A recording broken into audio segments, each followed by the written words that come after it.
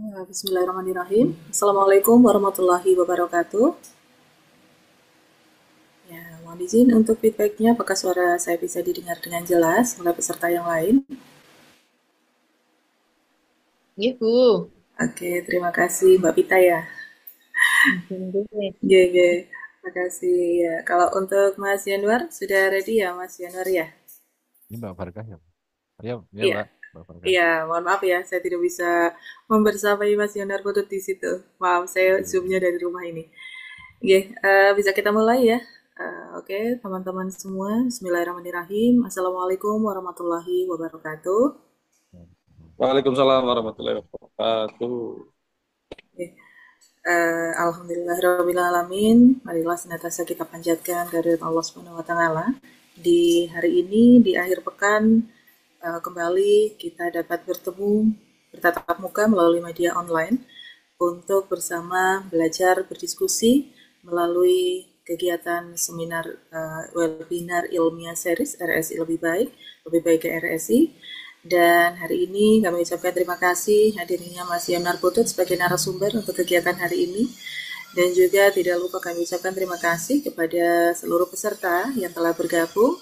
Silakan mungkin teman-teman yang lain belum bergabung bisa sambil nyambi di pelayanan ya.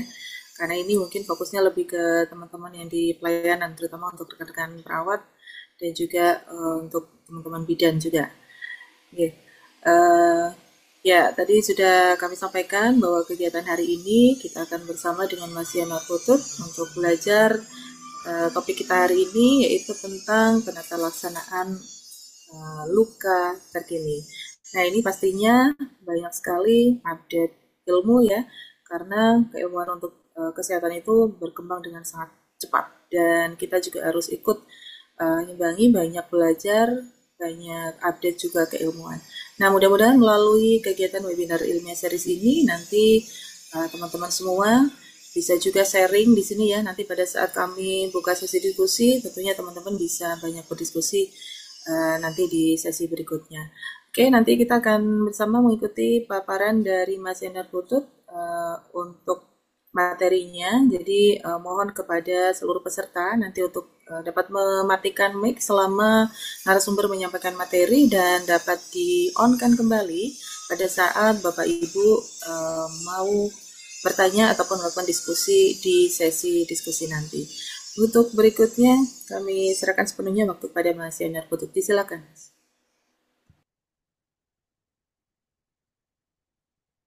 terima kasih Mbak Bu Farkah. Assalamualaikum warahmatullahi wabarakatuh. Terima kasih Waalaikumsalam buat warahmatullahi Mbak wabarakatuh. Farkah, Mas Riris yang membantu acara pada pagi hari ini. Alhamdulillah kita bisa bertemu walaupun bisa bertemunya lewat media online ya. Semoga tidak mengurangi rasa semangat kita untuk eh, belajar tentang penata laksanaan luka terkini. Sebenarnya untuk teman-teman semua itu kan apa namanya sudah melakukan perawatan luka itu insya Allah sudah semuanya. Terlebih teman-teman perawat ya dari pas pertama sekolah saja, pas kuliah pasti kan sudah melakukan praktek perawatan luka, apalagi yang sekarang berada di bangsa sudah atau di rumah membuka praktek itu biasanya sudah ahli lah sebenarnya. Tapi karena apa namanya perkembangan ilmu kesehatan itu apa namanya selalu update, makanya kita harus sering-sering ngobrol tentang perawatan luka terkini. Nah, jadi biar tidak ketinggalan info gitu. Nanti kita sharing-sharing bareng, belajar bareng untuk menata laksanaan luka terkini. Ya, lanjut, Mas Rudi. Ya, nanti kita akan membicarakan tentang wound karakteristik ya ini kata karakteristik luka. Kemudian nanti ada pemilihan dressing yang sesuai, kemudian faktor-faktor yang mempengaruhi penyembuhan luka.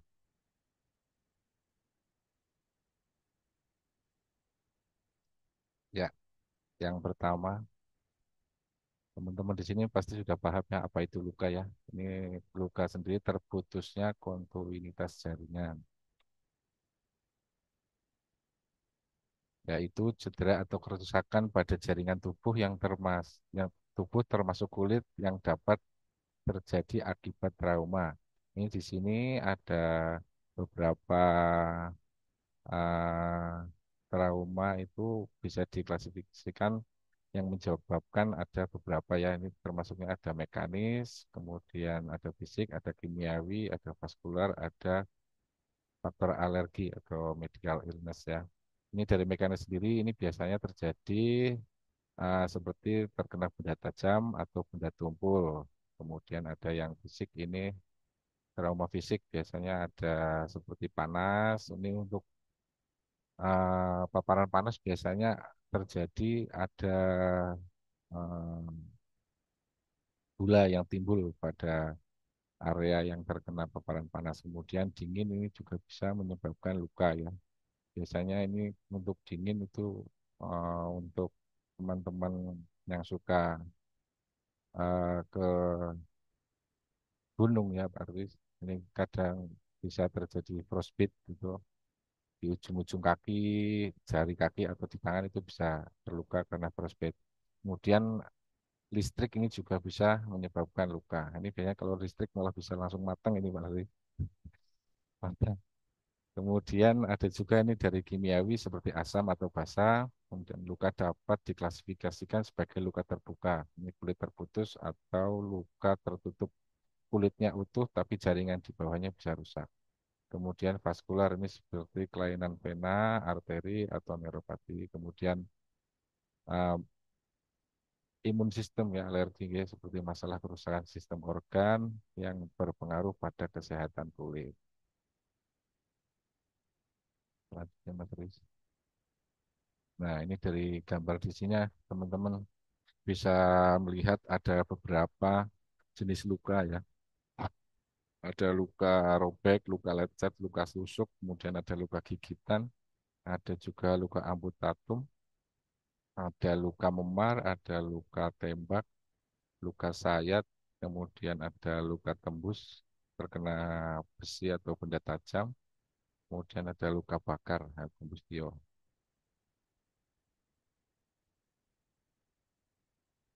Ya, lanjut ke klasifikasi luka. Ini luka ada dua macam ya untuk mengklasifikasikan luka itu. Ada luka akut.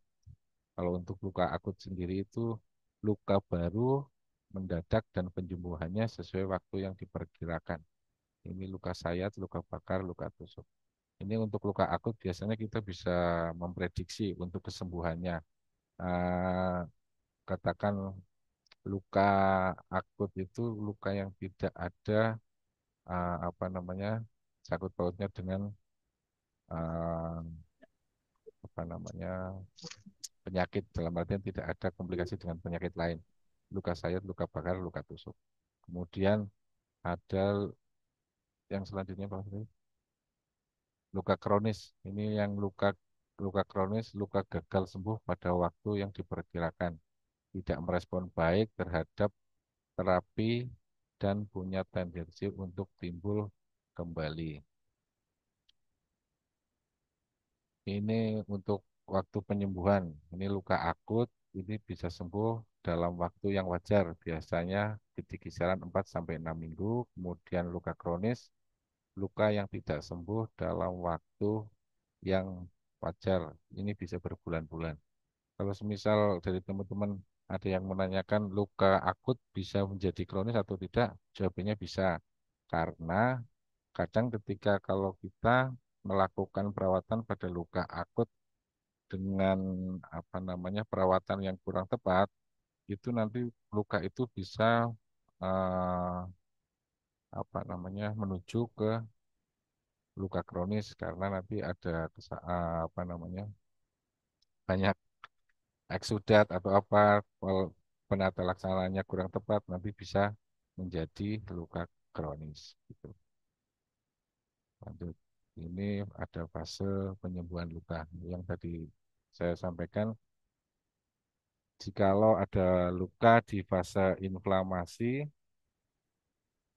ini dari 0 sampai 4 sampai 6 hari. Kemudian ada fase proliferasi. Ini fase proliferasi di hari keempat sampai hari ke-24. Ini untuk fase maturasi atau remodeling di kisaran hari ke-21 sampai ke hari uh, bisa sampai 2 tahun, bertahun-tahun ya teman-teman. Kemudian yang selanjutnya, ini ada faktor-faktor yang mempengaruhi penyembuhan luka atau menghambat penyembuhan luka. Ini ada faktor lingkungan luka yang kering, kemudian defisiensi nutrisi, kemudian ada gangguan sirkulasi, kemudian tingkat stres yang tinggi, ini ada nyeri, kemudian kurang tidur pada pasien biasanya menyebabkan stres ya atau kurang moodnya jadi berubah-ubah. Kemudian ada antiseptik. Ini untuk H2O2, kemudian providon, iodin sebenarnya sudah tidak direkomendasikan ya Pak Riz. Ini untuk H2O2 dan providon atau betadine itu biasanya untuk perawatan luka ketika diaplikasikan ke pasien itu pasien akan merasa tidak nyaman karena rasa nyerinya itu perih sekali. Mungkin bisa diaplikasikan, tapi dengan catatan luka itu harus benar-benar yang kotor banget. Umpama sudah dibersihkan menggunakan cairan normalsalin kok masih kotor, eksudatnya banyak, kita baru melakukan pemberian H2O2 atau povidon iodin ini. Kemudian ada benda asing, ini juga kadang menghambat penyembuhan luka. Kadang untuk pasien-pasien yang eh, apa namanya, Pak Riris, benang yang subkutikuler itu Pak Riris, itu kadang ada yang pasien tidak cocok dengan benang subkutikuler itu, tidak terabsorpsi ke tubuh. Jadi kadang walaupun sudah 2 minggu sudah bagus lukanya, tiba-tiba nanti di minggu ketiga terjadi inflamasi gitu Pak. Kemudian ada faktor infeksi, kemudian akumulasi cairan, kemudian gesekan mekanik, ada radiasi, penyakit diabetes juga ini kadang menghambat penyembuhan luka. Penyakit diabetes ini juga penyakit yang sangat unik, banyak kejutannya Pak Riris. Kita sudah merawat luka, sudah beberapa minggu, beberapa bulan sudah bagus, tiba-tiba kontrol dari gulanya tidak baik, tiba-tiba tinggi, nanti luka kembali buruk lagi. Kemudian ada anemia juga bisa mempengaruhi faktor penyembuhan luka. Kemudian selanjutnya, ya ini untuk healingnya ini ya. Ini gambaran dari luka. Ini untuk yang berwarna hitam. Ini ada nekrotik, kemudian yang berwarna kuning, dan ini ada slug ya. Ini biasanya teksturnya seperti jelly, kenyal-kenyal itu. Ini yang apa yang harus dibuang saat perawatan luka.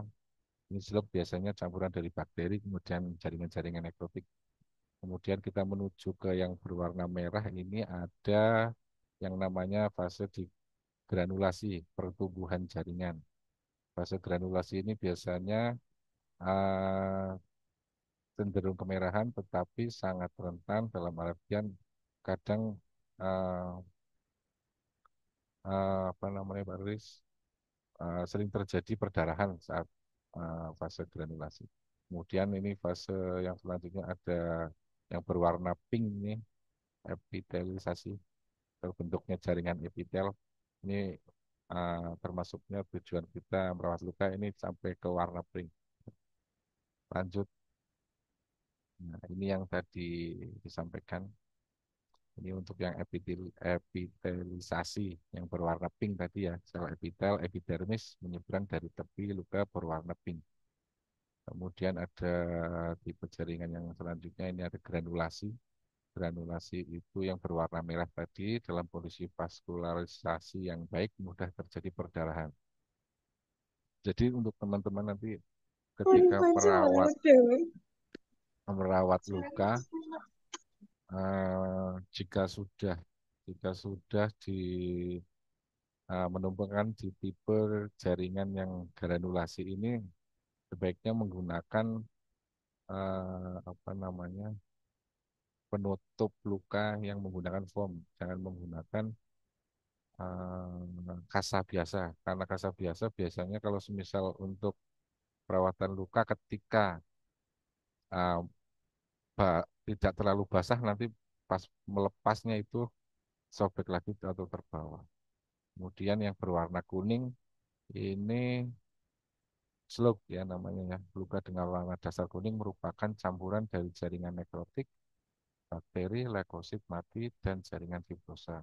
Kemudian ada yang berwarna hitam tadi itu nekrotik, luka berwarna hitam terjadi avaskular pada pembuluh darah. Ini biasanya nanti kita bersihkan semaksimal mungkin ya untuk mempercepat penyembuhan luka. Kemudian lanjut. Nah, kita masuk apa itu modern dressing. Modern dressing adalah perawatan luka yang dilakukan dengan cara mempertahankan lingkungan supaya tetap dalam kondisi lembab yang bertujuan untuk mempertahankan kematian sel serta kehilangan cairan-cairan. Kemudian dengan kata lain konsep dressing ini nanti menggunakan time ya, menekankan pentingnya lingkungan luka yang lembab untuk mendukung penyembuhan luka yang efektif dan cepat. Kemudian prinsip menciptakan kondisi moist. Moist itu untuk teman-teman yang uh, baru pertama dengar moist, sebenarnya sih udah dengar lah mungkin ya. Moist itu dilembabkan. Moist wound healing ini merupakan metode yang mempertahankan lingkungan luka tetap lembab untuk memfasilitasi proses penyembuhan luka, mempercepat proses fibrilisis dan pembentukan kapiler pembuluh darah baru, kemudian menurunkan infeksi, mempercepat pembentukan sel aktif, dan membentuk faktor-faktor pertumbuhan. Kemudian, nah ini target kita untuk perawatan luka apa? Ya, luka sembuh itu ya, luka sembuh, tertutup epitel, kemudian tanpa parut atau dengan parut. Ini parut itu biasanya dinamakan keloid, keloid ya.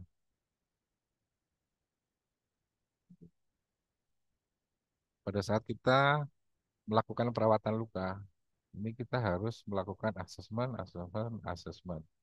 di semua tahapannya. Kita harus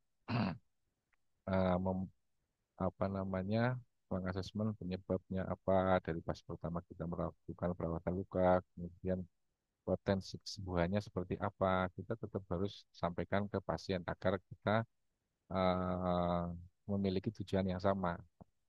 Kemudian di lokasi luka, ini ada eksudatnya atau tidak, kemudian ada dead space, kemudian ada kulit sekitar luka bagaimana, kemudian berapa kali perawatan luka yang harus kita lakukan, kemudian fasilitas kesehatan, kemudian ketersediaan produk, insya Allah kalau di daerah Banjarnegara masih banyak dan masih bisa terjangkau di apotek-apotek terdekat ya untuk alat-alatnya.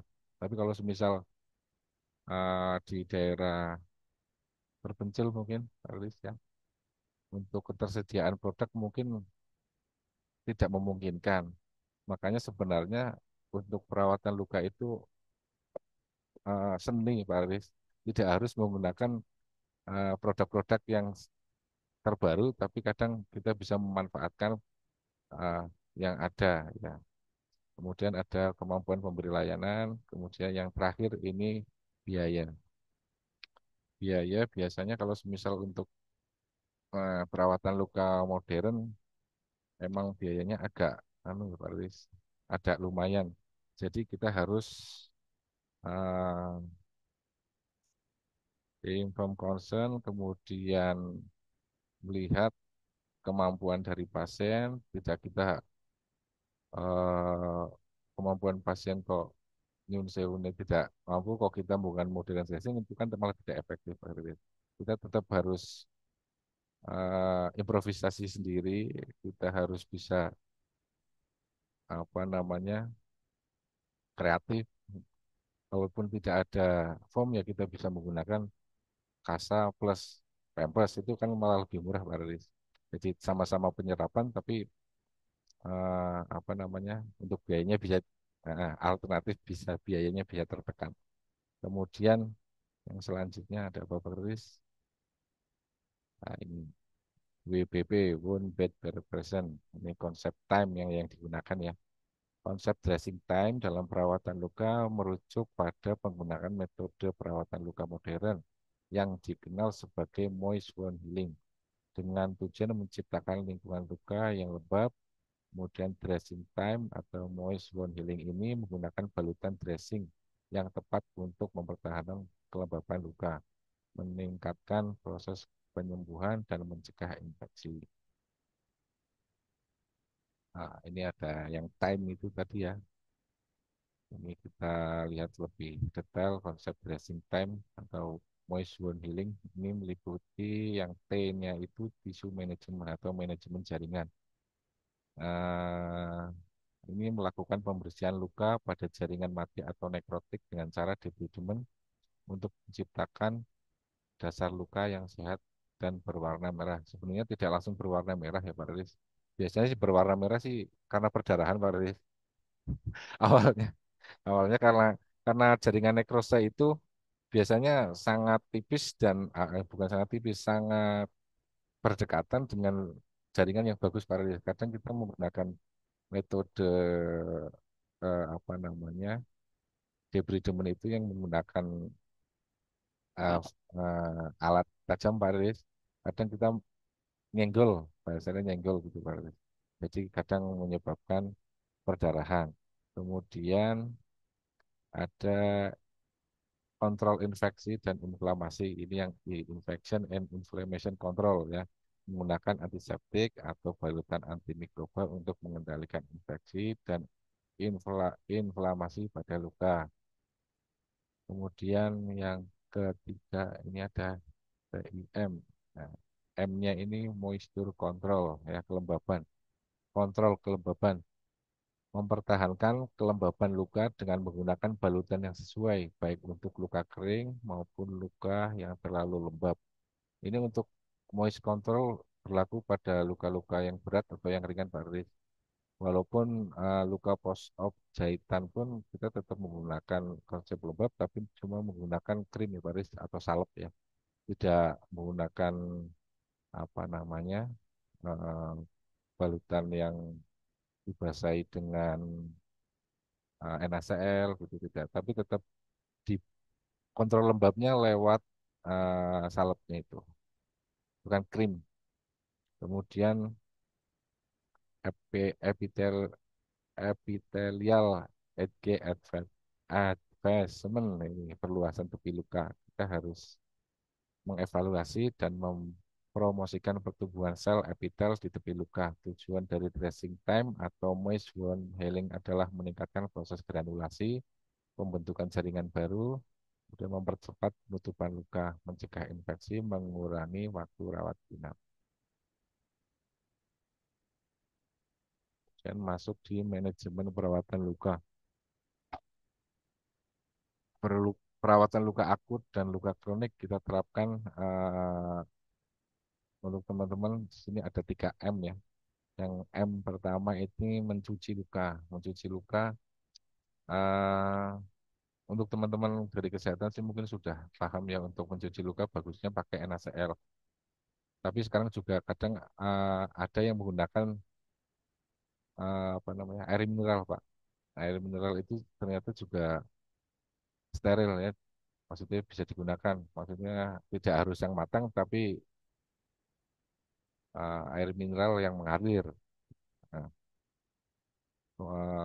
kemudian di apa namanya di masyarakat kadang masih beranggapan ketika kita sedang melakukan perawatan luka, nah gemih alkohol ya Pak. Wah, salah itu. Kita harus juga harus mengedukasi walaupun kita tahu dan ya kan rahasia kadang harus kita harus tetap mengedukasi keluarga pasien atau pasiennya tersendiri ini menggunakan cairan infus Pak, bukan alkohol, karena kalau alkohol itu nanti bisa menyebabkan eh, sensasi nyeri yang luar biasa atau rasa terbakar. Gitu. Ya, kita tetap harus menyampaikan, ya berbagi ilmu juga sama orang yang bukan kesehatan. Kemudian M yang kedua, membuang jaringan yang mati. Ini penting, membuang jaringan yang mati ini mempercepat penyembuhan luka ya teman-teman. Kemudian yang nomor tiga ini memilih topikal terapi yang tepat. Jadi kita harus memilih topikal terapi yang tepat ini agar tujuan kita mempercepat penyembuhan luka itu bisa segera tercapai. Gitu. Kemudian ini ada siklusnya, siklus WBB ini. Ini berputarnya searah jarum jam ya. Ini berawal dari yang pasien ini, kita harus bisa mengidentifikasi, kemudian kita harus tahu lukanya itu luka apa, ada komplikasi penyakit lain atau tidak. Eh, kita harus tahu etiologinya. Kemudian masuk ke asesmen dan agree goal ini kita harus menyampaikan ke pasien tentang tujuan kita dan kita harus menyamakan persepsi. Kemudian harus apa namanya kesembuhannya ini berapa persen Bu, kemudian nanti ini sembuhnya berapa bulan Bu, gitu kita harus menyampaikan agar pasien pun juga tahu apa namanya perkiraan penyembuhan lukanya. Kemudian lanjut ke treat evaluatif, ini time intervensi, kita harus mengintervensi terus, kemudian mentreatment, konsep time harus juga kita jaga. Nanti kalau semisal kita sudah baik pada perawatannya, tujuan yang selanjutnya ya sembuh ini. Nanti kalau semisal health ini tidak tercapai, ya kembali lagi ke start with the patient. Nah, kalau health ini sembuh berarti yes ini tinggal prevention. Nah, ini juga kontrol bakteri juga penting ya pada penyembuhan luka. Ini sukses tidaknya penutupan luka tergantung ada tidaknya infeksi. Kemudian infeksi luka ditentukan keseimbangan daya tahan luka dan jumlah bakteri. Ya, makanya kita harus memilih topikal yang tepat. Kalau untuk antibiotik sih kita nganu ya Pak Riris harus kolaborasi dengan dokter ya Pak Riris ya. Tapi kalau semisal antibiotik yang bentuknya topikal tidak harus bisa ya Pak Riz ya. Kemudian ini tujuan utama perawatan luka untuk mempercepat proses penyembuhan luka, mencegah infeksi, dan meminimalkan resiko komplikasi seperti luka kronis atau terjadinya keloid. Kemudian perawatan luka yang baik juga membantu menjaga kebersihan luka, menghilangkan benda asing, dan mengurangi rasa sakit. Selanjutnya ini ada beberapa, eh, ini bukan promosi, kita belum di endorse, Pak Riz. Ini kita belum di endorse. Ini Ini ada beberapa produk yang biasa kita temukan di apotek ya. Ini kita bisa menggunakannya sesuai dengan luka pasien. Nah, ini ada meolin, ada hydrogel dressing, ada yang foam, oh belum tak sampai lampirkan ya. Ini untuk iodosopoder ini juga bagus ini. Ini mengatasi apa namanya bakteri-bakteri yang membandel ini juga bagus ini. Bentuknya powder. Kemudian ada Intrasit gel ini juga bagus untuk proses granulasi, kemudian ada Star AG, ada Brontosan, ada Metcovacin, ada banyak lain-lain Pak Rulis. Untuk Metcovacin sendiri ini ada 3 produk Pak Rulis. Ini sebenarnya bagus semua ini. Ada yang tujuannya buat melembabkan luka sebelum di apa namanya di debridement, kemudian ada yang merah itu bagus juga buat granulasi gitu. Ini Killback Yang tadi yang Kilbek itu Pak Riz, yang Kilbek itu sifatnya seperti sabun luka ya Pak Riz. Sabun luka dengan berbasis cairan yang ada antimikrobanya, kemudian ada antiseptiknya Pak Riz. Kemudian apa? Yang mana? Bukan Pak Riz. Nah, ini yang terakhir ini, yang biasa saya biasa saya apa terapkan ini, jangan melukai yang sudah terluka. Oh, malah terluka itu kok. Waduh, jangan melukai yang sudah terluka. Jadi untuk teman-teman di sini untuk perawatan luka eh, seharusnya jangan terlalu apa namanya ya, jangan terlalu ngawur ya Pak. Ini untuk perawatan luka itu ketika luka yang sudah mau sembuh kok malah salah dalam penanganan atau penerapan modern dressing dressing yang tidak tepat kan malah menyebabkan fase inflamasi itu terulang kembali ya, memperpanjang dari kesembuhan pasien gitu. Yang begitu Pak Riris yang bisa disampaikan. Baik, sudah cukup ya Mas Yanuar untuk materinya? Ya Bu, Atau ada tambahan lagi? apalagi ya. Ya mungkin nanti bisa sambil diselingi pada saat kita sesi diskusi ya. Ya, Ya, terima kasih Mas Yanuar untuk materinya, luar biasa materinya. Tentunya ini membuat kita lebih membuka wawasan kita ya, bahwa memang perawatan luka ini update keilmuannya memang harus kita benar-benar imbangi ya, jangan sampai kita ketinggalan. Mungkin di luar sana penata laksanaan luka sudah yang update, tapi mungkin kita yang harus lebih aktif lagi untuk belajar terus dan belajar. Oke, tadi dari Mas Yanar Putut, kalau boleh kami simpulkan bahwa paparan yang disampaikan ini tentunya tujuan utamanya adalah bagaimana kita memahami karakteristik luka, kemudian bagaimana menentukan balutan yang sesuai atau dressing ya, kemudian juga tadi disampaikan terkait dengan faktor-faktor yang mempengaruhi penyembuhan luka, bahwa tidak hanya faktor internal tapi juga faktor eksternal ya. Kemudian tadi Mas Yono Putu juga menggarisbawahi terkait dengan perawatan luka modern ya. Sudah disampaikan juga tentang konsep time tadi one bed preparation-nya, kemudian 3M dalam manajemen luka ini juga mungkin menjadi poin penting ya dalam materi tadi. Kemudian yang lainnya adalah ya mohon maaf ada yang bocor ya. Kemudian poin penting lainnya yaitu terkait dengan kunci penyembuhan luka tentunya harus ada kontrol infeksi. Kemudian tadi jangan membuat luka pada sebuah luka gitu ya, kalau tidak salah. Jadi mungkin pada intinya adalah jangan merusak jaringan sehat ya pada saat kita melakukan perawatan luka.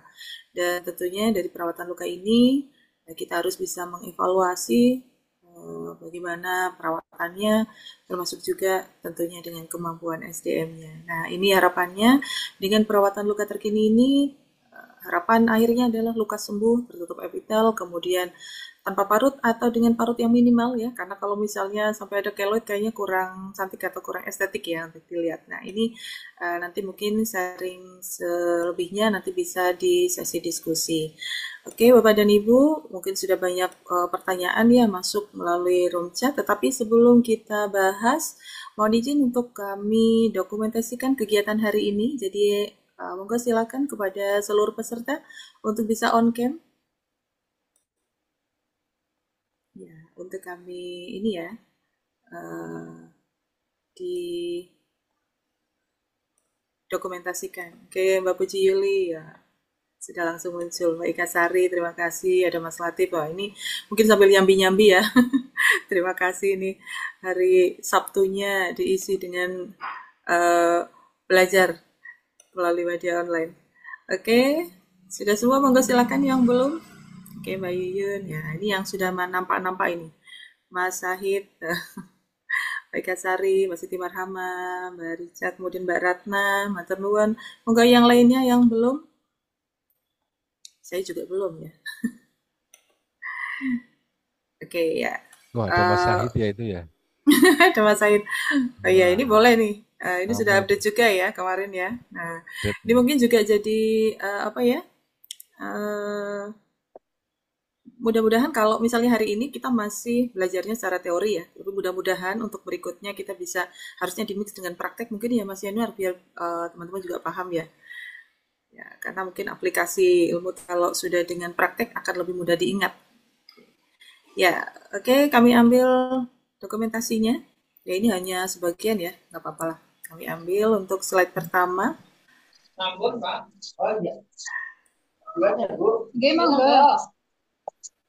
Oke, wah Bu Bayu, ini mau rombongan ini kemana ini?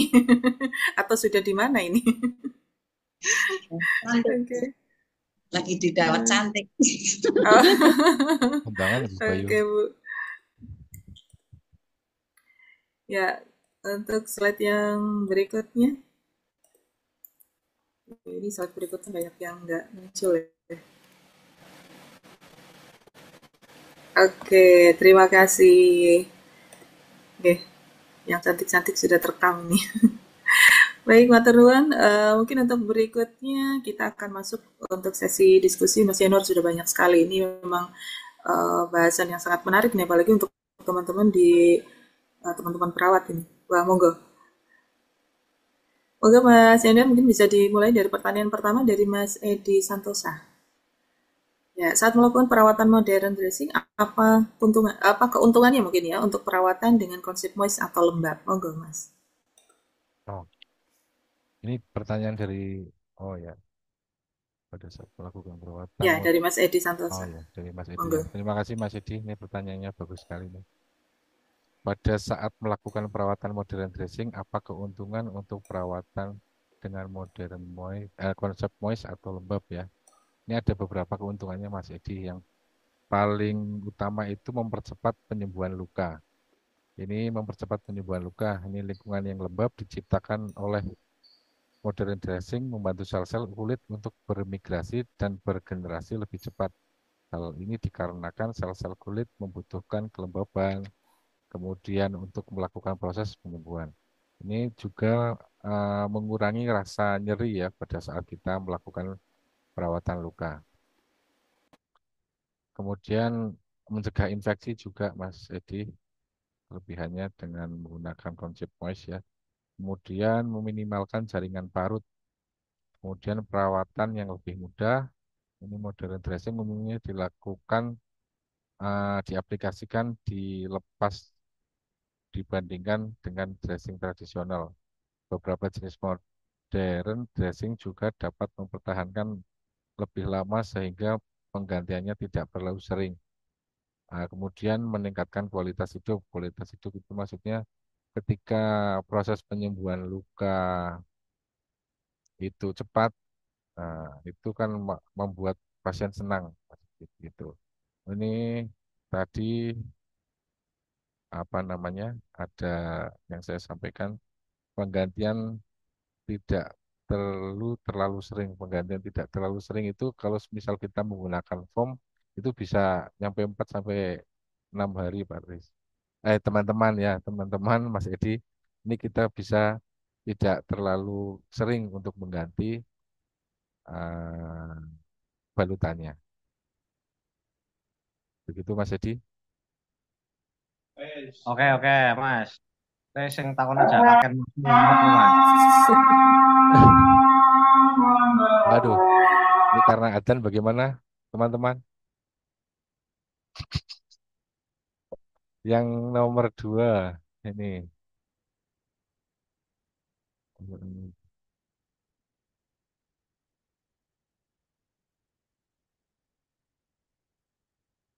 dari Mas Didik Bansa ini.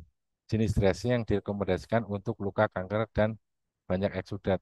Kita tetap harus mengasesmen ulang ya, Pak Riz, dalam artian tidak semua pasien dengan mencewu kanker itu kita bisa menggunakan satu produk yang sama. Tapi mungkin untuk kasus yang ditanyakan ini nanti kita bisa menggunakan modern dressing, apa yang direkomendasikan itu menggunakan uh, salep antimikroba, kemudian menggunakan balutannya, menggunakan yang foam. Karena biasanya eksudatnya itu banyak Pak Kris, diserap, jadi nanti terserap. Tapi untuk kasus-kasus yang lain mungkin kita harus tetap di asesmen, kita lihat lukanya bagaimana, perlu perlu bisa atau tidak menggunakan yang foam atau menggunakan yang lain gitu. Mungkin untuk yang pertanyaan ini spesialnya untuk yang foam. Kemudian Mas Syukur, ini izin bertanya, apakah perawatan luka itu betadin dapat menyebabkan kematian jaringan? Biasanya ya Mas Syukur, untuk perawatan luka menggunakan betadin atau iododin, povidone itu cenderung eh, menyebabkan kematian jaringan, tapi tidak semua pada luka itu kalau menggunakan betadin akan menyebabkan kematian jaringan. Ini betadin biasanya malah digunakan untuk mengatasi ini Pak, ini Mas Syukur, apa namanya Pak Riris, pada saat perdarahan itu bisa cepat untuk mengatasi perdarahan bleeding itu ya. Kemudian ada siapa lagi nih? Oh ya Mas Diding, Mas Syukur, sementara itu jawabannya. Nanti kalau kurang kita bisa ngopi-ngopi sambil ngobrol-ngobrol lagi. Kemudian ini izin bertanya, slug dengan warna dasar kuning, bagaimana cara mengatasinya atau mengobatinya? Obat atau tindakan apa untuk proses penyembuhannya? Ini untuk slug biasanya fasenya di bawah jaringan nekrotik yang hitam. Ketika kita sudah apa namanya melakukan pembersihan pembersihan jaringan nekrotik, kita kemudian melihat ada tanda-tanda slug. Slug itu yang berwarna kuning ya. Kita bisa menggunakan konsep time yang tadi saya sampaikan ya Mas Suryo, kita dengan cara menggunakan eh, balutan yang moist biar bisa eh, autolisis sendiri, lepas sendiri, atau nanti kita bisa menggunakan bahasanya debridement pinset ya Pak Arif. Debridement jaringan itu ya. Nanti lebih lebih mudah untuk diambil Mas Suryo. Kemudian cara mengatasinya, mengobatinya dengan obat atau tidak, tindakan untuk proses penyembuhan. Dengan salep Pak Mas Suryo. Dengan salep, salep yang direkomendasikan banyak sekali ya. Ada banyak kayak Brontosan gel atau Metcovacin yang tadi Star Ag itu juga bisa mempermudah autolisis atau pelunakan pada jaringan seleb itu. Ini bagus sekali ini Mas Suryo ini. Kemudian bagaimana cara cara debridement yang baik? Untuk cara debridement ini ada beberapa ya Mas Slamet. Dulu akan pun. Oh itu cuma itu toh. Nah, untuk metode debridement ini kita bisa menggunakan debridement mekanis, ada debridement enzimatik, dan debridement autolitik, kemudian debridement yang menggunakan benda tajam, kemudian ada debridement maggot ya.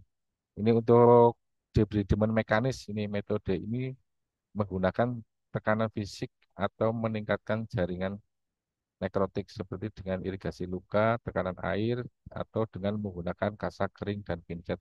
Kasa kering dan pincet itu kadang menyebabkan sensasi nyeri, tapi kita diuntungkan dengan adanya jaringan-jaringan pada kasa itu kan ada rongga-rongganya Pak Riz. Ketika kita tempelkan dengan jaringan dengan kasa yang kering itu kadang ketika kita membuka balutan itu akan terangkat. Kemudian dengan pinset ya itu juga bisa uh, terangkat ini. Kemudian ada debridement enzimatik. Ini prosedur ini menggunakan enzim alami atau sintetis untuk melunakkan jaringan nekrotik. Ini termasuk yang tadi disampaikan sama ditanyakan sama Mas Suryo. Ini nanti sehingga jaringan mati dapat dengan mudah diangkat. Enzim biasanya dioleskan pada luka atau bungkus dengan perban. Debridement enzimatik mungkin untuk luka-luka yang parah ya. Ini kemudian ada debridement autolitik. Ini metode ini dimanfaatkan kemampuan tubuh sendiri untuk menghilangkan jaringan nekrotik. Luka ditutup dengan perban yang membantu menjaga kelembaban sehingga jaringan nekrotik dapat terlepas secara alami. Ini debridement autolitik, eh, metode yang paling konservatif dan cocok untuk sebagian luka. Kemudian ada debridement menggunakan benda tajam. Ini biasanya menggunakan pisau bedah, gunting, atau kuret, atau menggunakan needle juga bisa, Mas Selamat. Kemudian ada debridement menggunakan metode maggot. Ini jarang sekali yang memakai ya. Kadang malah maggotnya tiba-tiba ada sendiri di situ, Pak Rudi. Itu kalau di luar negeri mungkin sudah diterapkan. Ini maggot-maggot yang digunakan bukan sembarang maggot yang ada di plastik-plastik itu, tapi ya, mungkin yang sudah dibudidayakan, yang steril dan bisa digunakan untuk uh, debridement atau membuang jaringan-jaringan kulit yang mati. Kalau untuk di luar negeri kan itu lebih lebih maju perkembangannya, kemudian pasien pun juga sudah tidak kayak di Indonesia lah, paling pada wedi Pak Kris. Tapi ada udik-udiknya malah ini bagaimana ya. Nah, ya begitu Mas Slamet, mungkin apalagi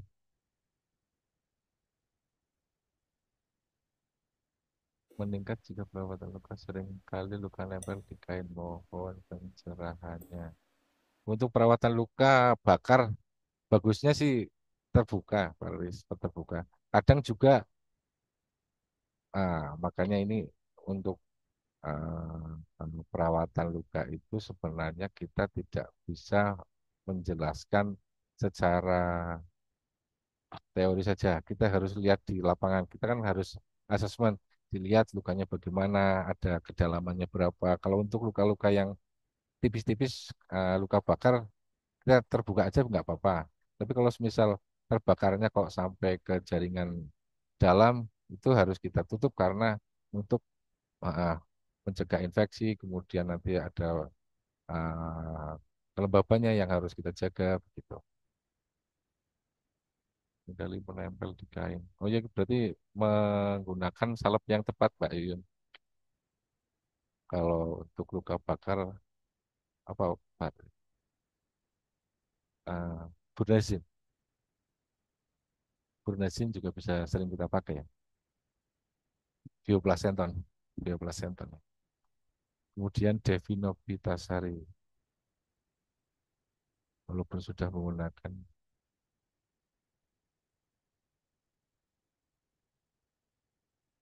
Oh iya, untuk perawatan luka dengan modern dressing, apakah tetap bisa muncul keloid pada bekas luka? Jawabannya bisa juga, Pak. Bisa. Bisa karena keloid pun kadang tergantung dari pasiennya sendiri, katakan bakatan ya Pak, bakat keloid atau tidak ketika sering terjadi luka eh, pas saat penyembuhan itu timbul atau tidak lukanya begitu. Jadi modern dressing tidak menjamin muncul keloid pada bekas luka. Itu. Sebenarnya untuk modern dressing itu bagus Pak Riris, tapi kita tidak boleh melupakan apa yang namanya tradisional dressing Pak Riris. Tradisional dressing pun kadang bagus untuk perawatan luka. Jadi saya punya ini Pak Riris, pengalaman dulu sudah saya ini pasien dengan diabetes mellitus. Diabetes mellitus ya. Saya gunakan modern dressing sudah beberapa bulan kok malah tidak sembuh-sembuh Pak Riris. Jadi saat itu saya malah buka-buka jurnal dan saya kan penasaran kok nggak sembuh-sembuh kenapa. Saya buka-buka jurnal ternyata ada jurnal di situ perawatan luka menggunakan rebusan daun sirih. Nah itu saya terapkan karena saya juga penasaran. Nah, ternyata malah bagus Pak Riris. Malah itu mengurangi eksudatnya cepat sekali dan menghilangkan bakterinya juga cepat. Jadi modern dressing bagus, tapi dressing yang dulu yang bukan konvensional, tradisional dressing ya, itu juga tergantung dari penerapannya dan lukanya itu seperti apa. Baik, begitu teman-teman, semoga jawabannya memuaskan. Kalau belum puas kita nanti ngopi dan ngobrol-ngobrol lagi. Gitu. Oh iya, ini sangat interaktif ya untuk diskusinya. Memang topik yang sangat menarik kayaknya nih Mas Yanar. Apalagi kalau misalnya kita bisa melakukan kegiatan secara offline ya, ini pasti akan lebih menarik lagi. Siapa tahu tadi foto-foto yang ditampilkan produk-produk itu bakal kasih endorse biar Aduh, masuk. kegiatannya bisa support Siap, ya. siap. Oke. Dan ini ada satu pertanyaan lagi sebenarnya Mas Yanuar di bawah dari Mbak Walianti. Ini bertanya dengan nada yang sangat lembut atau soft spoken ya kalau Ya. sekarang ini.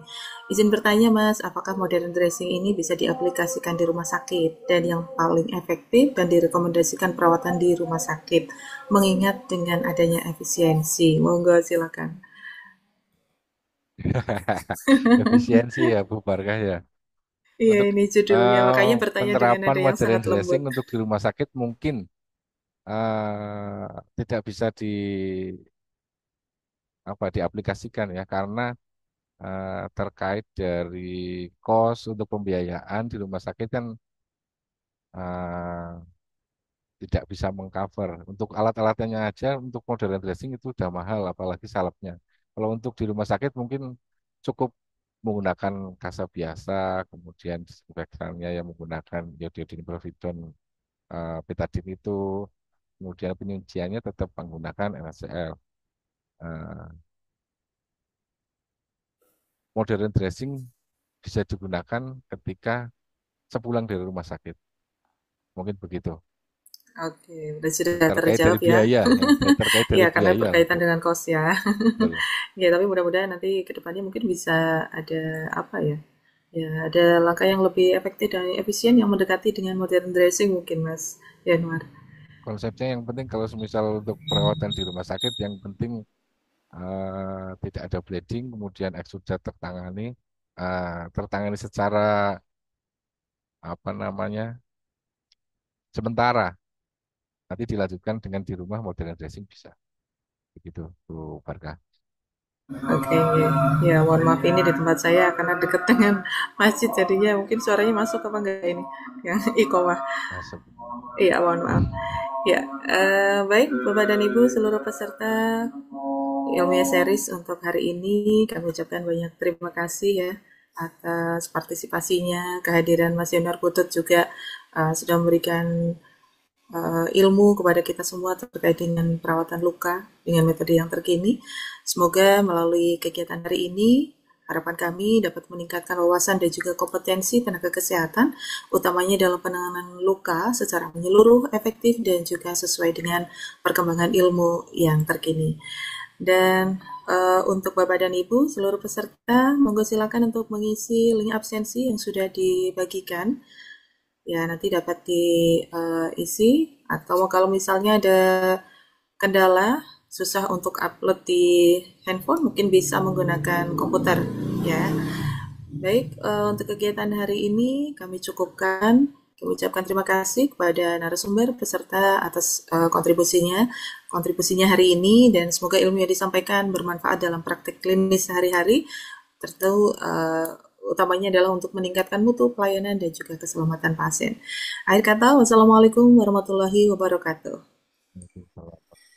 Salam sehat dan sampai Waalaikumsalam jumpa warahmatullahi pada acara berikutnya. Matur nuwun.